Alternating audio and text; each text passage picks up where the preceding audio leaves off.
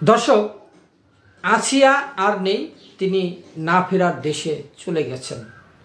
বাংলাদেশ সেনাবাহিনী শিশুটির বিদেহী আত্মার মাগফিরাত কামনা করছে এবং সেনাবাহিনীর পক্ষ থেকে ওই শিশুটির পরিবারকে সরাসরি গভীর সমবেদনা এবং শোক প্রকাশের বার্তা দিয়েছে। ঢাকা সম্মিলিত সামরিক হাসপাতাল থেকে এ তথ্য জানা গেছে এবং চিকিৎসাধীন অবস্থায় ছিল সেখানেই। এবং বাংলাদেশ সেনাবাহিনী শোক প্রকাশ করার সাথে সাথে তারা এটাও জানিয়েছে যে 13ই মার্চ 2025 ওনারা দুঃখ ভারাক্রান্ত হৃদয়ে জানাচ্ছে যে নির্যাতিত শিশুটি আজকে 13ই মার্চ 2025 তারিখে দুপুর 1টায় সম্মিলিত সামরিক হাসপাতালে ঢাকায় শেষ নিঃশ্বাস ত্যাগ করেছেন। ইন্না লিল্লাহি ওয়া ইন্না ইলাইহি রাজিউন। তার সর্বাধিক এবং চেষ্টা করা হয়েছিল, তাকে সর্বাধুনিক প্রযুক্তিতে চিকিৎসা চালিয়ে যাচ্ছিল সম্মানিত সেনাবাহিনী এবং বিশেষজ্ঞ চিকিৎসকদের সর্বোচ্চ প্রচেষ্টা সত্ত্বেও তাকে কিন্তু আর বাঁচানো সম্ভব হয়নি। শিশুটির আজকে সকালে যেটা হয়েছিল, সেনাবাহিনীর সামরিক হাসপাতাল থেকে জানানো হয়েছে যে পরপর 3বার কার্ডিয়াক অ্যারেস্ট হয়েছে, মানে হার্ট অ্যাটাক হয়েছে এবং তারপর 2বার ফেরানো গেলেও 3য়বার হৃদস্পন্দন আর ফিরে আসেনি।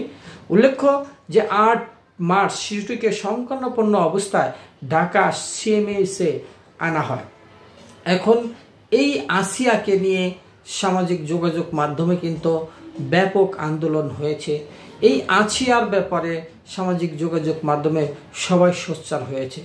কত আসিয়ার এই ঘটনা ঘটবে? এখন কথা হলো, বাংলাদেশের যে এই সমাজ ব্যবস্থা, বাংলাদেশের যে বিষয়, একটা শিশু রক্ষা পাচ্ছে না।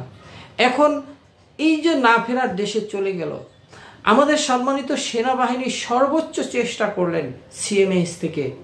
সেনাবাহিনীর মতো কে আছে দেশ এবং জনগণকে একসাথে ভালোবাসে? তাকে পরম মমতায়, পরম ভালোবাসায়, সর্বোচ্চ প্রযুক্তি দিয়ে তাকে বাঁচাতে পারেনি।